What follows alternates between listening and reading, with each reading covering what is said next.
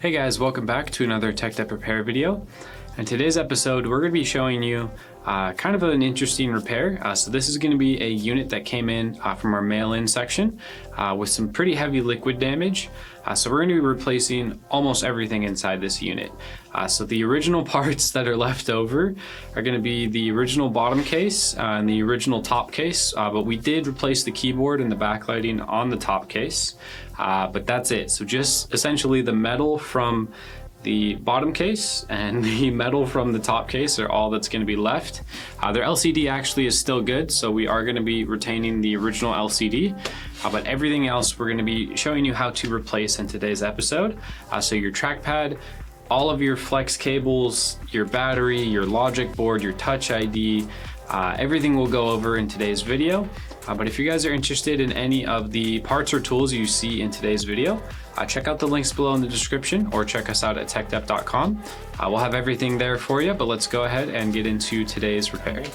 This board is glued down to our backlighting here, so when you undo your T3 and unplug all of your cables from it, you do have to kind of peel it off of the backlighting here. But like I said, we're just reassembling. So to do so, we're going to take our keyboard cable. Our backlighting is actually already plugged in on the left-hand side here. We're going to take our keyboard cable and feed it into our daughter board. Make sure it's all the way in and flat across, and then close the retention bracket. And that is our keyboard all ready to go.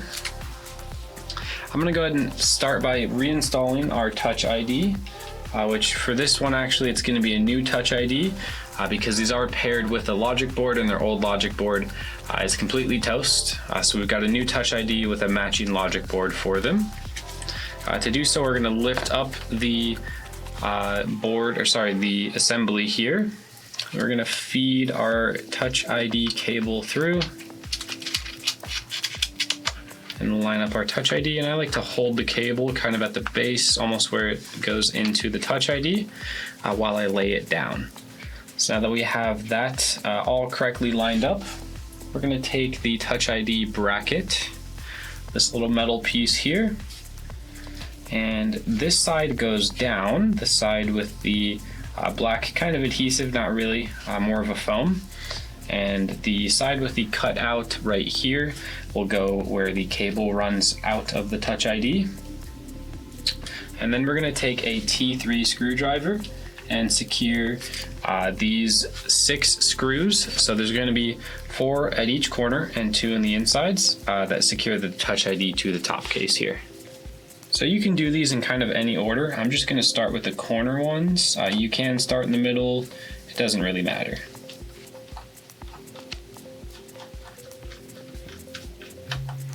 Alright, once you get these started, you don't want to go super tight or else it won't have that tactile click and feel.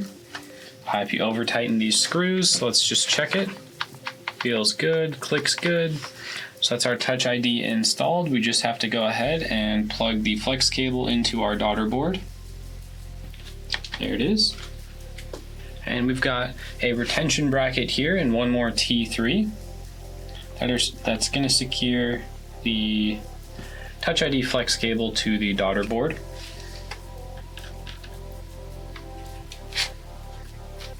Alright, so that's our new Touch ID installed.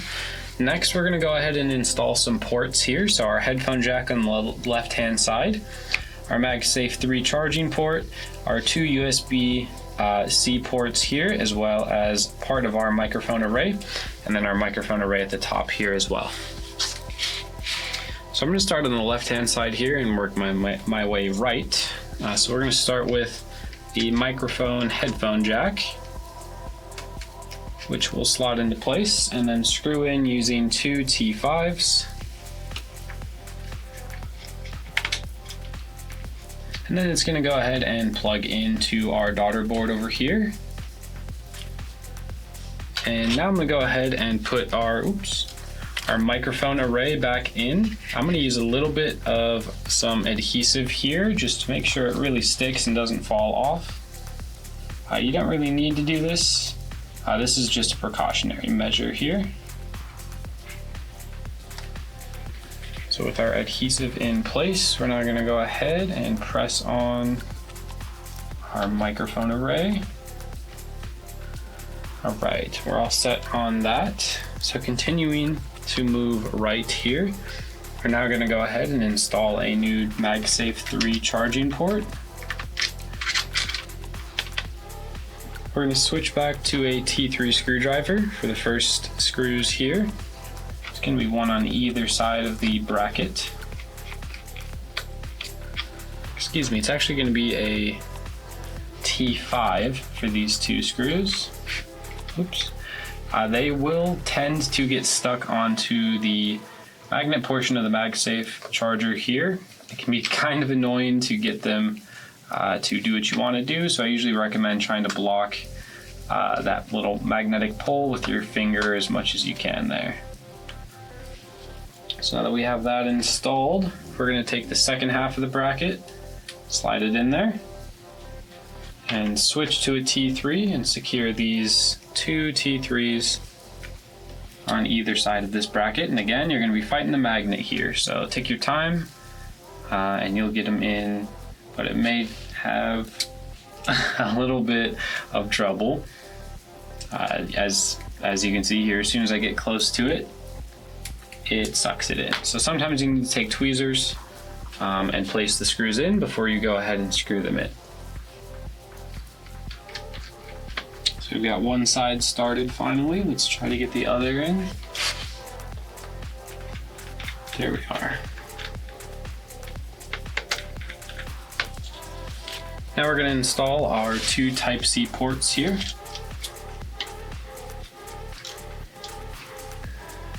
These are going to screw in with T5s as well. There will be 2 screws per port.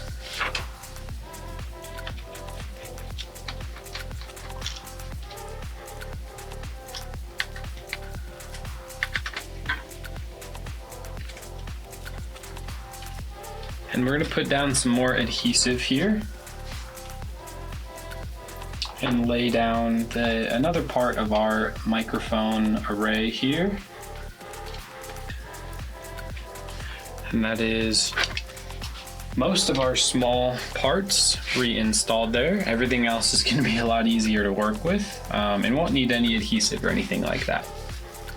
Okay, so the next step we're going to do here is installing our trackpad and trackpad flex cable.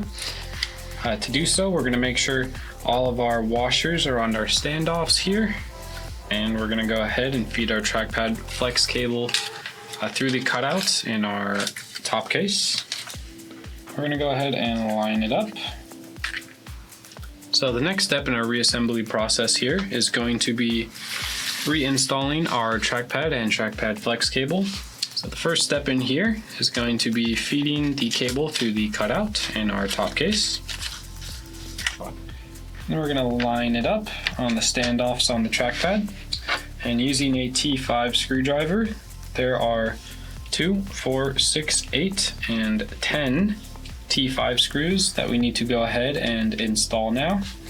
I recommend slowly going in a cross pattern and tightening these little by little to make sure the trackpad is properly lined up. So now that we have all of them started, we're going to visually center our trackpad, hold it in place, and start screwing these all the way in. You don't want to go super tight, these will bottom out.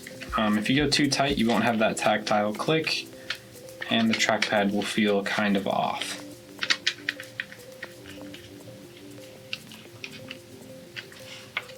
So that's our trackpad installed and all ready to go. We just have a few more steps here, but right now we're going to go ahead and prep our logic board for reinstallation. Okay, so we've got our brand new logic board here, and we'll probably show you guys the client's old logic board. You can kind of see the difference here. This one does have the cover on, but we'll show you the damage we uncovered beneath this cover. Okay, so this does orient this way. You can see we will have all of our connections on the right hand side here, LCD and microphone at the top, Wi-Fi antennas, right speaker, left speaker, trackpad, and our battery connector here. as well as the cable that goes to our daughter board right here. So we're gonna go ahead and line this up. And the very first thing I'm gonna do before I screw anything in is connect our daughter board to our logic board, because if that doesn't line up, nothing else will. Looks good to go. So now we can go ahead and grab a T5 screwdriver and some T5 screws and secure the logic board in place.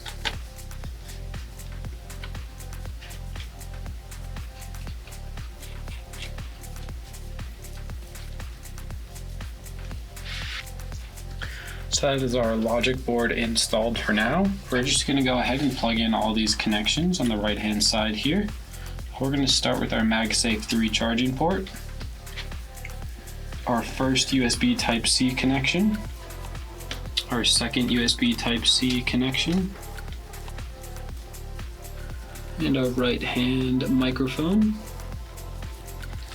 And while we're over here, we're going to grab the retention bracket for these, as well as a T3 screwdriver, and secure the 3 T3s that hold these cables to the logic board.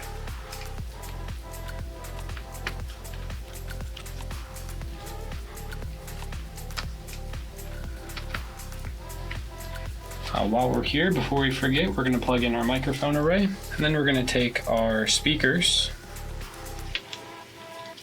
and lay these down. So as you can see with these speakers, one thing I forgot, these bottom 2 screws are securing the speakers as well as the logic board. So we'll take those back out.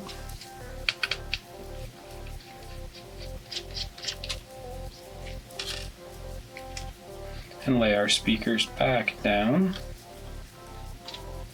and plug them in.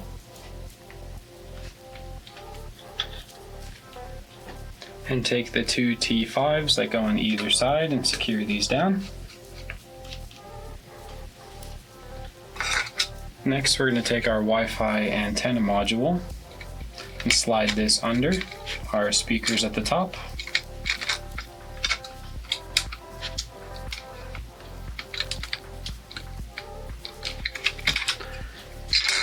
So before we go ahead and install our speakers and our Wi-Fi antenna module here, we do have to go ahead and install our LCD. So to do so, we're going to take our top case, set it on our LCD, open up our LCD hinges all the way.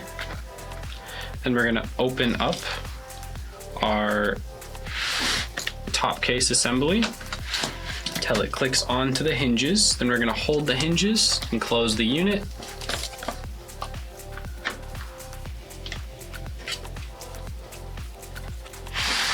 And then we're going to take the 4 at each hinge location, 8 in total, T8s, and secure them down.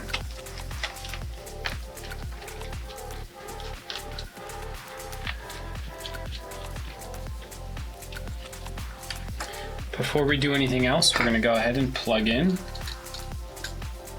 the LCD display connections.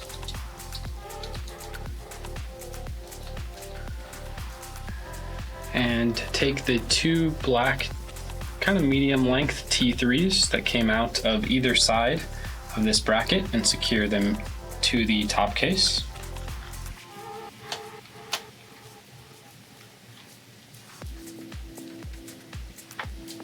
Now we can go ahead and take our Wi-Fi antenna module, loosely place that in, take our speakers at the same time, kind of feed them under the bracket.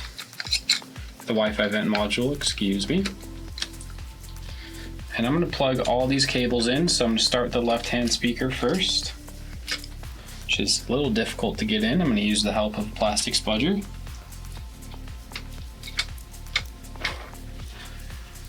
I'm going to plug in the other speaker assembly. Then I'm going to plug in our Wi-Fi antennas. And go back to a T5 screwdriver to secure our speakers at the bottom side first.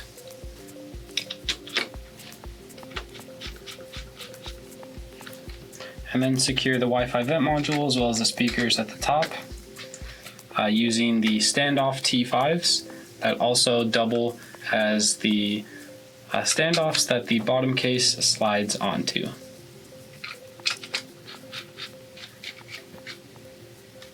So there's two more silver T5s that screw into the speakers, kind of near the hinge locations, as you can see.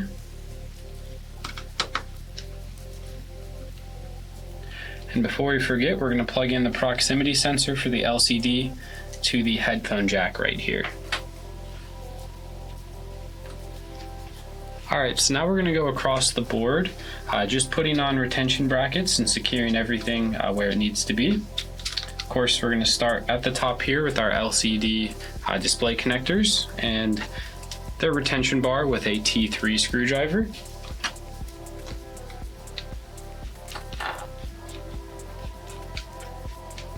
Next, I'm going to go ahead and move on to the LCD hinge covers.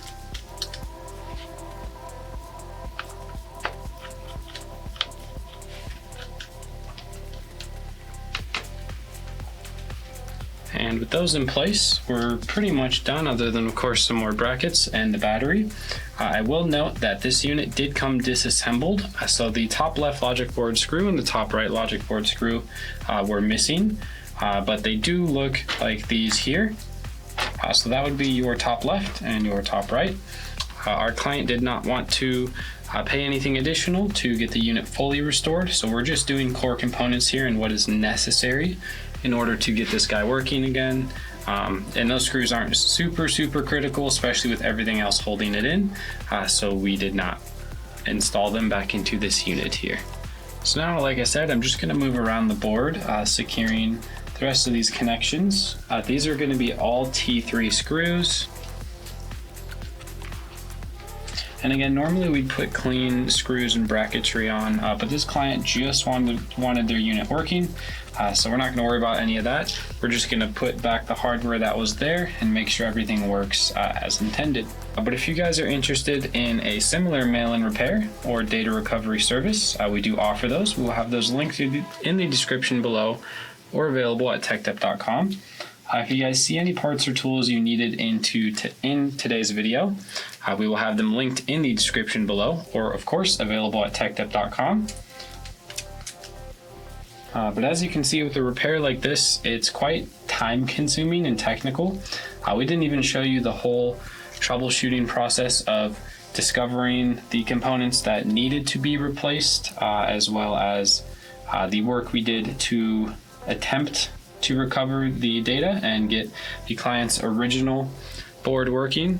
There was a lot of hours put in this, and it's definitely a time-consuming process, like I said, so I don't blame you if you don't want to deal with it and you'd rather pass it on to the professional similar to us.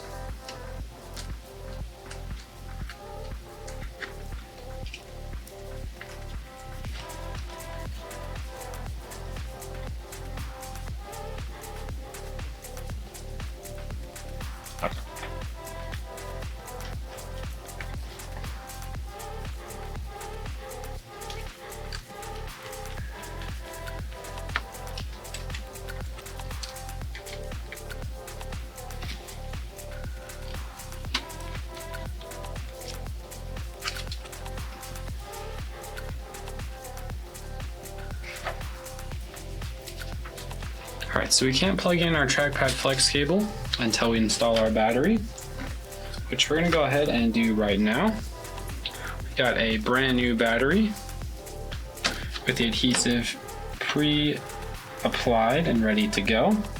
So we're going to slide the battery in, and then we're going to take a T5 and these funny little standoffs that go on each side. We're going to go ahead and screw these in.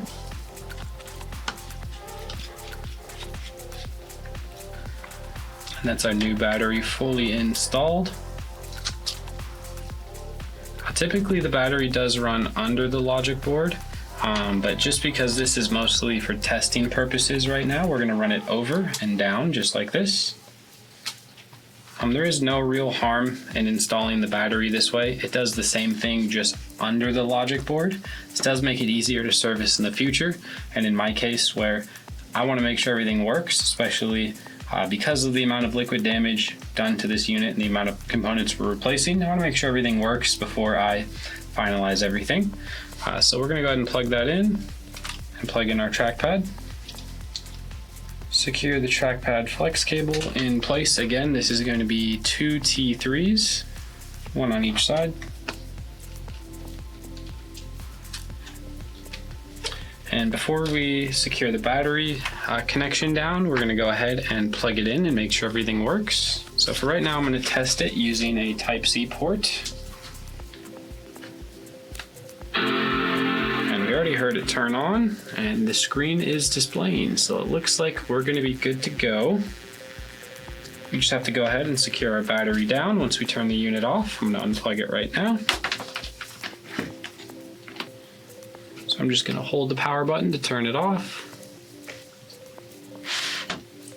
and install our battery bracket there.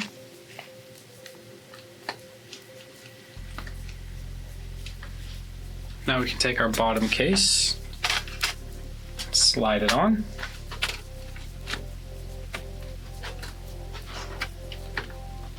And the clamps aren't really going to clamp on this one because half of them are ripped off due to the liquid damage. Let's see if we can we got most of them in here. Yep, there we go. Now we're going to take our pentalobe screwdriver and secure our bottom case screws. The longest ones at the top, the shortest ones at the bottom. This is real simple, there's only 4 of these. But that's going to wrap up today's video. Thank you guys for watching. Leave a like, comment, and subscribe. If you have any questions, leave them in the comments below, and with the help of the community, we'll be sure to assist you. Again, if you saw any parts or tools you needed in today's video, check out the links below or check us out at TEKDEP.com.